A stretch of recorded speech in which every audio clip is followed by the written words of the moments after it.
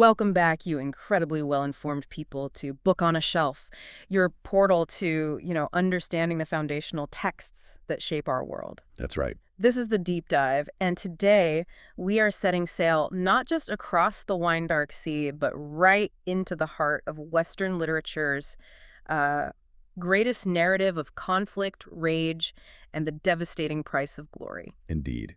We are undertaking a really exhaustive examination of the Fury, the Feast, and the Fall. We're going to be decoding the epic battles and, I think more importantly, the internal struggles that defined the Greek siege of Troy. Yeah. We're sifting through a stack of material, and it's primarily focused on that final cataclysmic phase of the war. That's right. Our source material gives us the full arc, really. It traces the campaign from the initial catastrophic quarrel that basically paralyzes the Greek advance, all the way to the final sorrowful truce negotiated between two, implacable enemies. Our mission today is to pull apart the human and divine motivations, synthesize the movements of the war, and ultimately uncover the core insights about pride, destiny, and honor that make this narrative so enduring. And to establish the stakes immediately, we have to remember that the siege isn't new. It has been grinding on for years and years. 9 years. The sources confirm they are entering the final period via that famous prophecy recounted by Calchas, the portent of the snake devouring 8 fledglings and their mother. The snake then turned to stone. Which Calchas interprets for the armies, specifically for the leader, Agamemnon. Exactly. The diviner explains it very clearly. 9 are the years that we shall wage this war, and in the 10th we'll take the spacious town. So they are in that promised 10th year. Victory is fated, but it's only going to come after unprecedented suffering. So we know the Greeks are destined to win, eventually. But the immediate problem isn't the strength of Troy's walls or the might of Hector. It is a completely internal catastrophe, a self-inflicted wound. Precisely. The external war is, for all intents and purposes, paused.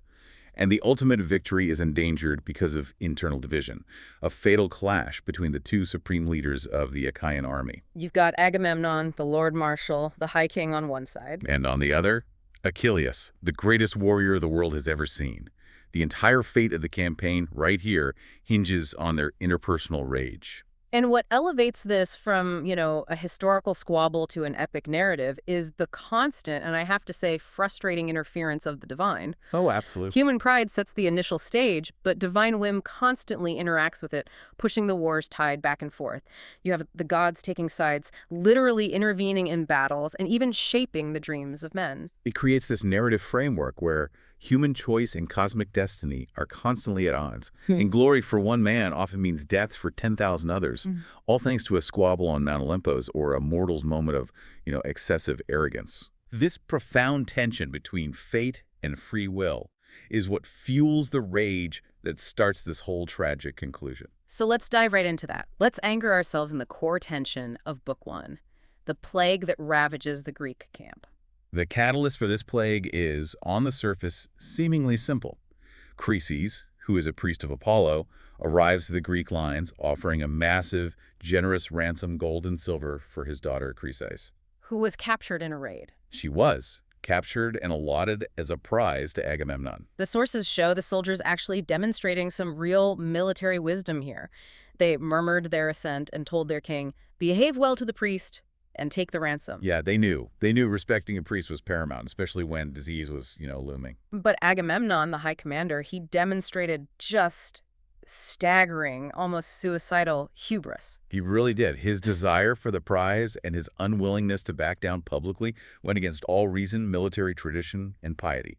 He ordered the priest away with this vicious threat. He said he wouldn't release the girl, and worse. It's the worst part that's so chilling.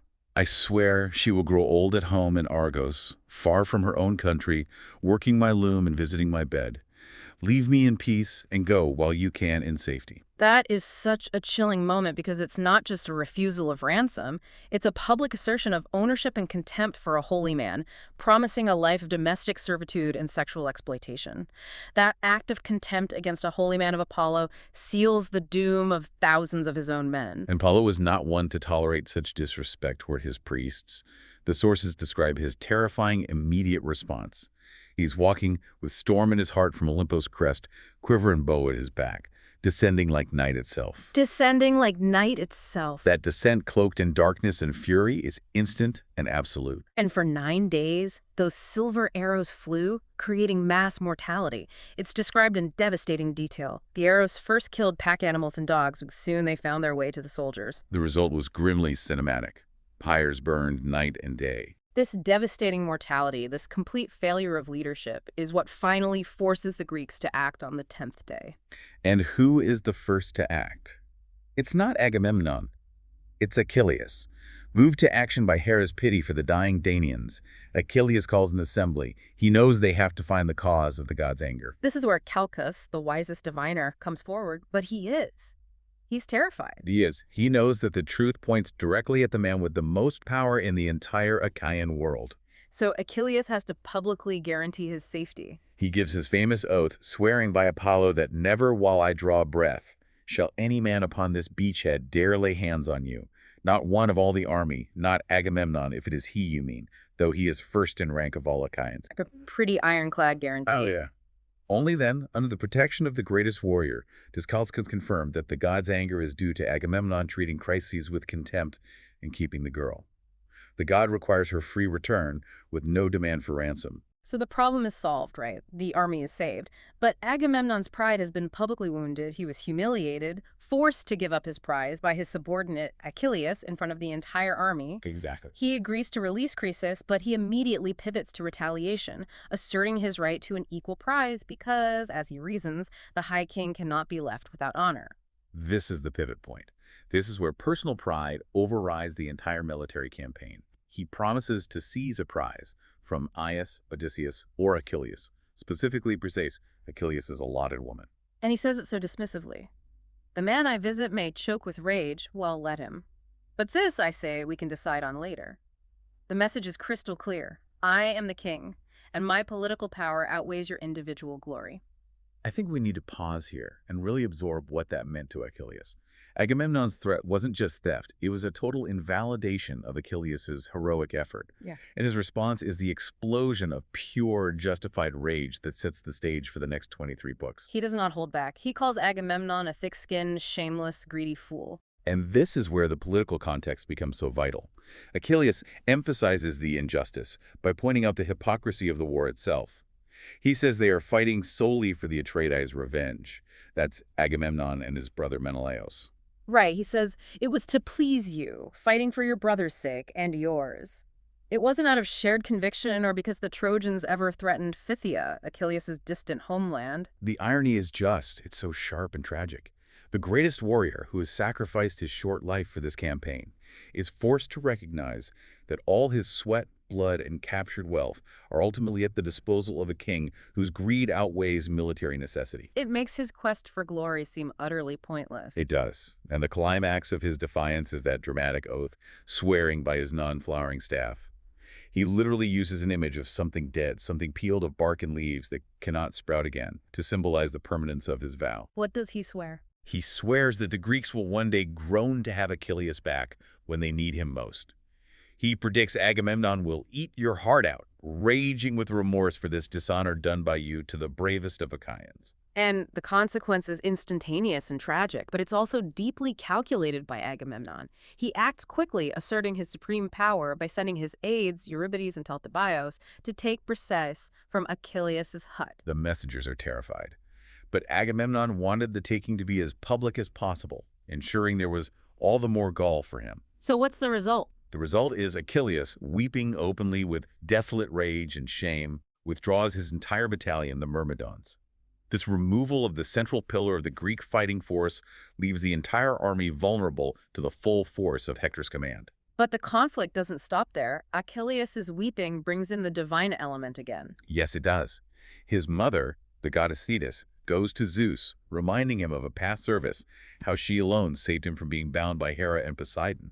She secures his promise to crush the Achaean army until they realize how desperately they need Achilles. So the fate of the Greeks is sealed. Not by Troy, but by one man's injured pride and the resulting divine promise. Precisely. With Achilles withdrawn and Zeus's promise to Thetis established, the immediate next step is chaos for the Greeks. Utter chaos.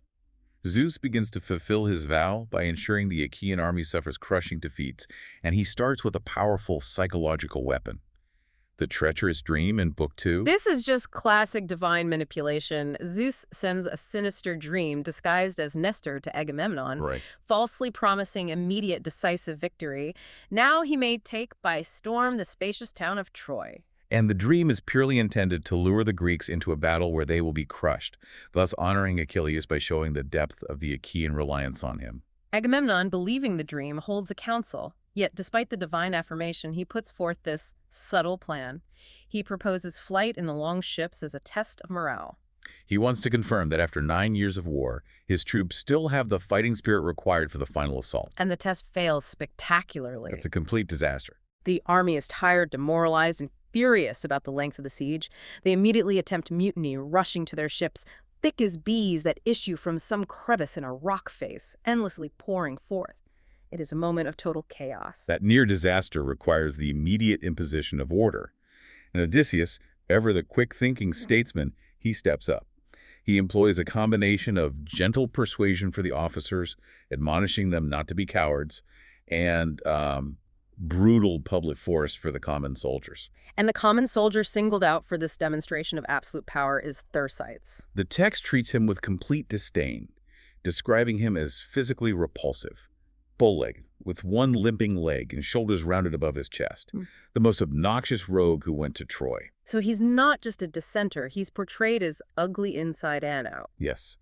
Thersites is the voice of popular dissent. He yapped at both Achilles and Odysseus, criticizing their greed and the pointless sacrifice of the common soldier. And Odysseus publicly humiliates him, striking him sharply with the dynastic staff on the ribs and shoulders until he cries like an imbecile. This scene is profoundly important, beyond just stopping the mutiny.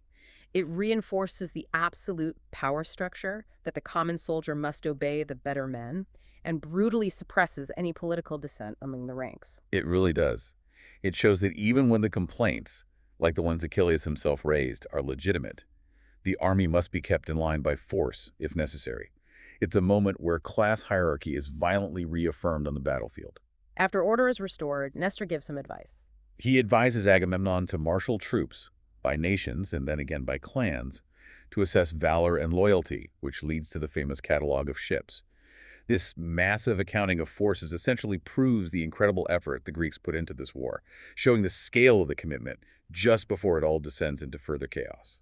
The stage is set for a massive clash, but in Book 3, there's a momentary pause, a glimpse of how the war could have ended peacefully. Yes, Paris, or Alexandros, the cause of the entire war, he steps forward and challenges Menelaus to single combat. This is a sensible, honorable duel.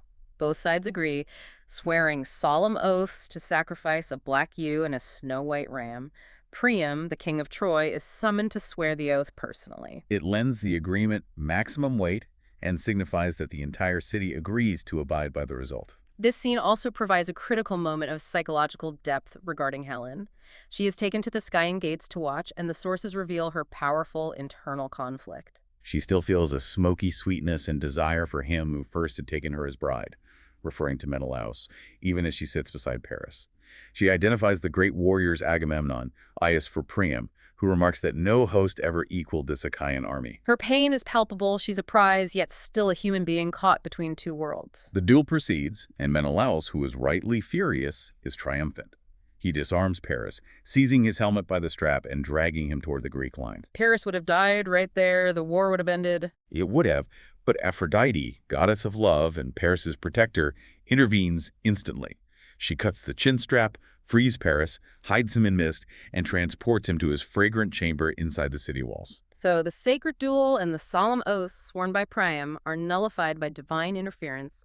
The momentary peace is immediately shattered. And in Book 4, Agamemnon immediately declares Menelaus the winner and demands Helen and the treasure back, citing the broken terms. But the formal truce is shattered for good when a man named Pandaros is compelled to take aim. This is the ultimate calculated act of divine treachery. It is. Pandaros is urged by Athena. The goddess wants the destruction of Troy, so the truce must be broken violently to give the Greeks moral justification for continued siege. Pandaros shoots Menelaus, who is immediately tended to by the surgeon Machaon. And although Menelaus survives the wound, the act is unforgivable. By violating the truce sworn over sacrifice and in the presence of kings, the Trojans doom themselves. This moment becomes the ultimate confirmation of Troy's doom, validating the Greek mission, regardless of Agamemnon's initial crimes. As Diomedes later states, even a child can see the Trojans live already on the edge of doom. Right. The war is now inevitable, irreversible, and set on the most violent course possible because the gods willed it so. With the truce broken, the war descends into just chaotic, large-scale combat.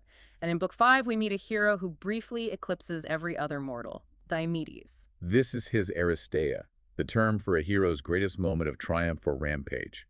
He is so potent, aided directly by Athena, that he essentially starts fighting the gods themselves. That's a pretty big deal. A very big deal. Athena literally lifts the mist from Diomedes' eyes, granting him superhuman insight and the ability to distinguish gods from men in the chaos of battle. He is filled with Minos, or battle fury, which temporarily raises him to an almost divine level of effectiveness. The sources detail how he wounds two Olympians. First, he strikes Aphrodite in the slim white hand as she tries to save her son Aeneas. And when she rushes up to Olympos in tears, Zeus dismisses her from battle, gently telling her, "Warfare is not for you, child. Lend yourself to sighs of longing and the marriage bed." It's a very condescending, almost protective gesture, pushing the goddess of beauty away from the horror of the field. But Diomedes goes further, an unprecedented act. With Athena guiding his spear, he wounds Ares, the war god himself, hitting him in the belted waist with a bronze point. The shock of this is immense. Ares howls, terrible to hear, as roaring from 10,000 men in battle when long battalions clash. That imagery is so vital. It compares the pain of a god not to a natural disaster, but to the collective human noise of war. The noise Ares, created. It's wonderfully ironic. So he flees the field. He does, complaining bitterly to Zeus that Athena is an insolent child who urged Diomedes to mad attempts on the immortals. And Zeus is indifferent. He reminds Ares that warfare is messy and tells him to be indifferent to Athena's schemes. This episode highlights a crucial point. Though the gods use mortals as pawns, the concept of a mortal achieving an Aristeia so powerful that he can physically injure the Olympians is a temporary elevation of human prowess over divine interference. It suggests that peak human glory can, for a moment, defy destiny. But despite this temporary Greek success, Zeus still needs to uphold his promise to Thetis. So, in Book 8, he takes his place on Mount Ida, the highest peak near Troy, to directly monitor and enforce the balance of the war. Zeus enforces destiny from Ida, issuing a stern warning to all other gods against intervention. He intends to honor Achilles by ensuring the Greeks suffer. Hector senses this shift in divine favor, and his confidence becomes sky-high. His battlefield boasts are enormous. He aims to drive the Greeks back to the ships and capture famous Greek armor like Nestor's gold-plated shield and Diomedes' cuirass. He feels untouchable. The Greek defense, already critically weakened by Achilles' withdrawal, now begins to truly collapse under Hector's assault. Even Diomedes, in a moment of despair, fears Hector's future boasts. Diomedes made for the ships with me behind him. That's the way he'll put it. May broad earth yawn for me then and hide me. Wow. The battle intensifies until Book 11, where the remaining Greek champions finally fall. This is a critical tactical moment. Hector charges like a high screaming squall, and the three most important leaders, Agamemnon, Diomedes, and Odysseus, are simultaneously taken out of the fight due to wounds. Agamemnon is wounded in the flank, Diomedes is shot in the foot by Paris, forcing his withdrawal, and Odysseus is speared by Socos. The symbolism is clear. The physical removal of the three greatest tactical and political leaders signals the total, irreversible collapse of the Greek command structure. And even when physically absent, Achilles' rage still dictates the fate of the battlefield by removing the only people capable of replacing him. The Trojans drive the Greeks back until they reach the deep moat and rampart the Greeks had hastily built. This defense was built in Book 7, and significantly, Poseidon later laments that it was built without propitiating us with glory of hecatombs, meaning built without proper respect or sacrifice to the sea gods. This foreshadows its failure. In Book 12, Hector again ignores vital counsel from Polydamas. Yes, Polydamas warns him about an ominous omen, an eagle grappling a snake in its talons, which it dropped before reaching its nest. This signifies that even if they break the rampart, they will fail to gain their final goal, capturing the ships, and return home defeated. But Hector, consumed by the spirit of the fight and divine favor, ignores the omen, arguing that the end, I think, is what the bird portended. He chooses immediate glory over caution, another fatal flaw driven by arrogance. And in Book 13, they succeed. The Trojans breach the wall and press the battle right up to the very ships. The situation is so desperate that even the non-committed gods intervene, but only to maintain the fight. Poseidon, disguised as the diviner Calchas, strikes Aias and another Achaean with his staff, instilling fury, making them springy, light of foot and hand. He isn't granting them victory. Not at all. He's just keeping them fighting long enough so the ships don't burn yet. The fate of the Greeks hangs entirely in the balance, fulfilling Zeus's promise to Thetis, demonstrating that Achilles' absence is literally costing the Achaean army its very existence. With the ships literally burning, the final symbol of the Greek investment and hope, the situation in Book 16 is desperate. This desperation forces Patroclus, Achilles' dearest friend and companion, to make the plea that costs him his life. Patroclus confronts Achilles, weeping, urging him either to re-enter the fight or, at the very least, to let him go in Achilles' stead.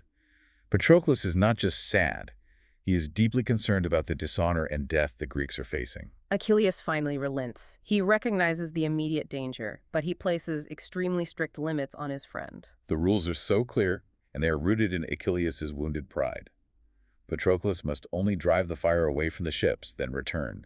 And he warns him, "You must not fight with Hector," and commands him not to push toward the Trojan wall, lest he steal Achilles' glory, which he holds more precious than anything else. Patroclus accepts the terms and puts on Achilles' devastating war gear, the unmistakable armor of the greatest warrior, except for the great ash spear, the massive weapon only Achilles could wield. And his charge turns the tide instantly. The sight of Achilles' armor sends the Trojans into a panicked rout, believing the great warrior has returned. This momentum carries Patroclus to a pivotal moment. The death of Sarpedon, Zeus's own son, and one of Troy's most noble allies. Zeus watches his beloved son die, and the sources give us a rare moment of divine anguish.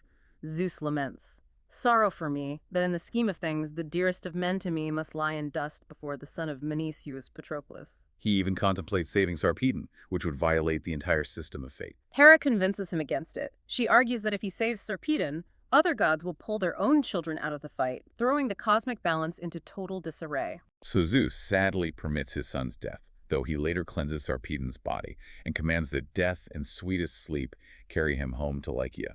It is a powerful reminder that even the king of the gods is subordinate to the constraints of destiny.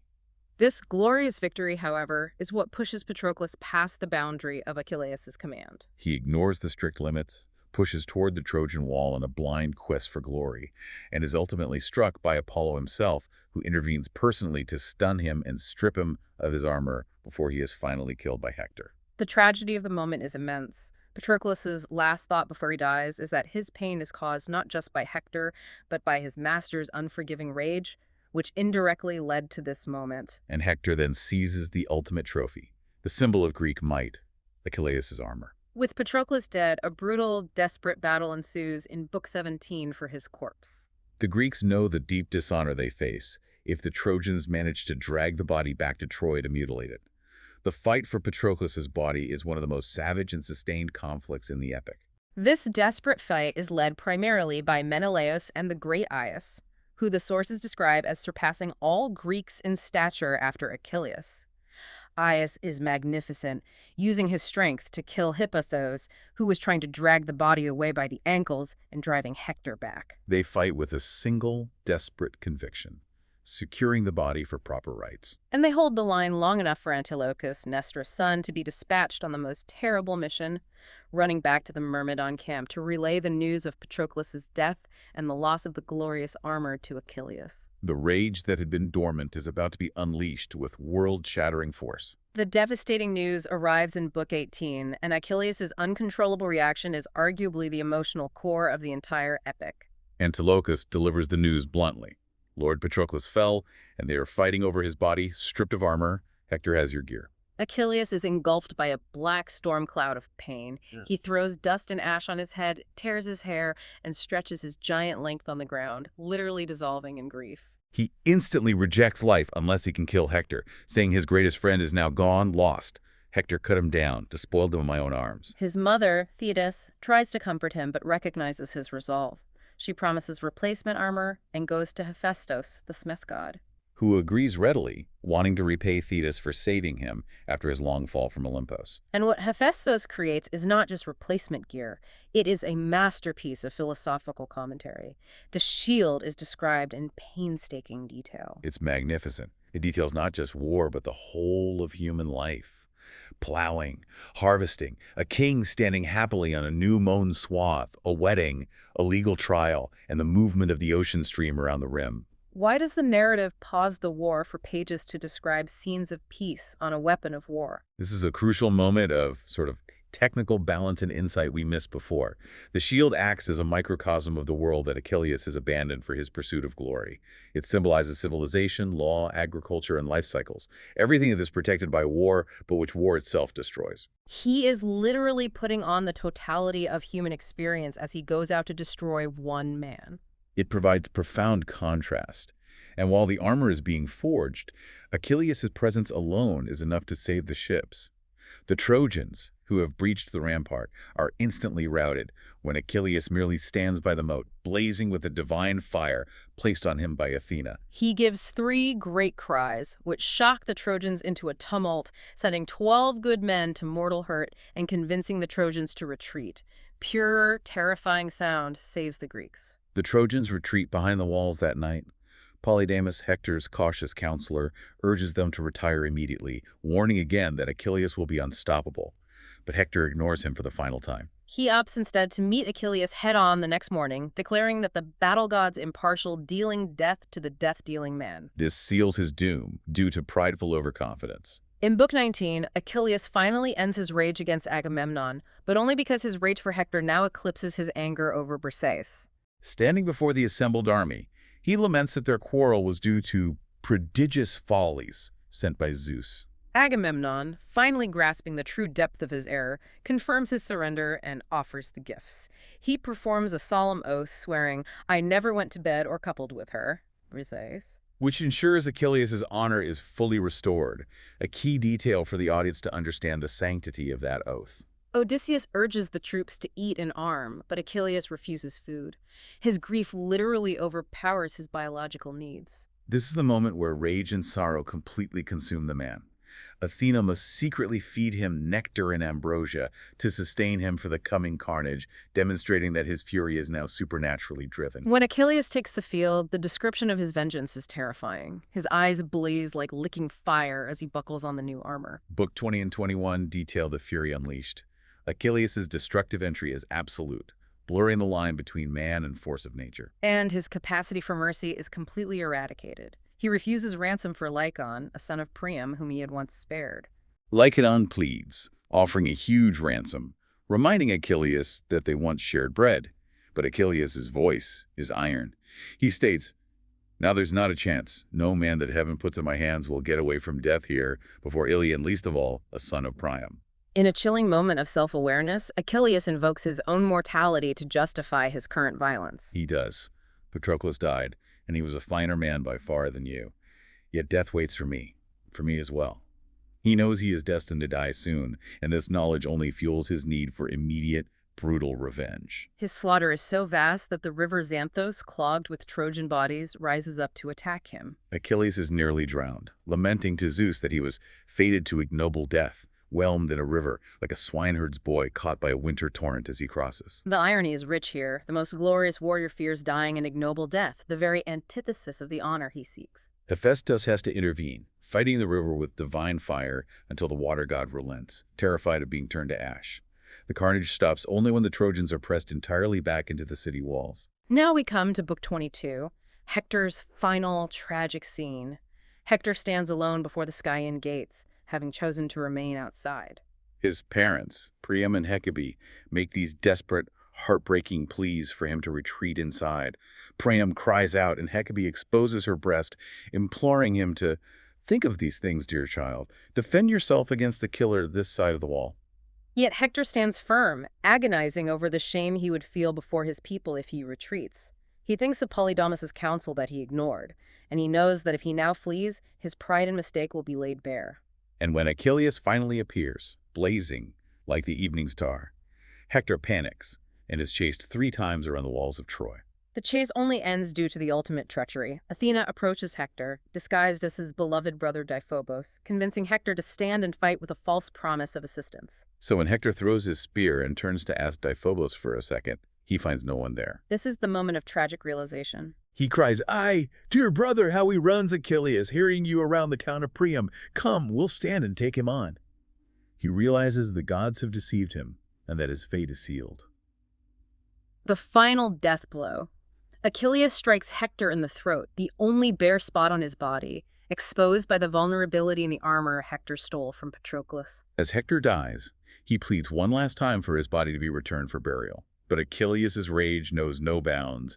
He cruelly refuses, vowing Hector's body will feed wild dogs and kites. Achilles then brutally desecrates the corpse, dragging it behind his chariot, which is detailed in Book 23. His rage is still not quenched. He sacrifices 12 young Trojan men on Patroclus' pyre. His fury has led him to act with barbarity, pushing him past the bounds of heroic conduct and into the realm of savage vengeance. But the narrative cannot end in pure violence. In Book 24, we find the final, profound act of pity and the restoration of humanity. Zeus commands that the body must be ransomed, sending Iris to Priam.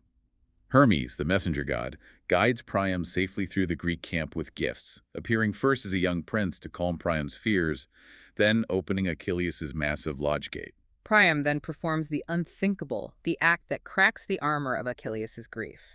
He enters Achilles' lodge, goes to the great warrior, and kisses the hands that killed his son.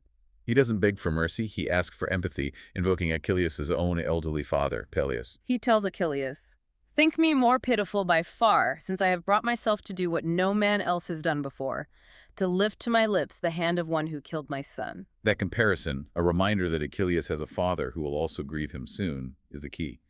It dismantles Achilles' emotional fortress by linking his personal tragedy to Priam's immediate, overwhelming pain. In that moment, the seemingly endless cycle of rage finally breaks. Achilles, faced with the shared mortality and grief of the old king, relents. He weeps, not just for Patroclus, but for his own father and for the inevitable sorrow that awaits him, finding a moment of, shared humanity. He cleans and shrouds Hector's body and agrees to a solemn truce. 9 days for mourning Hector and 1 day for his burial.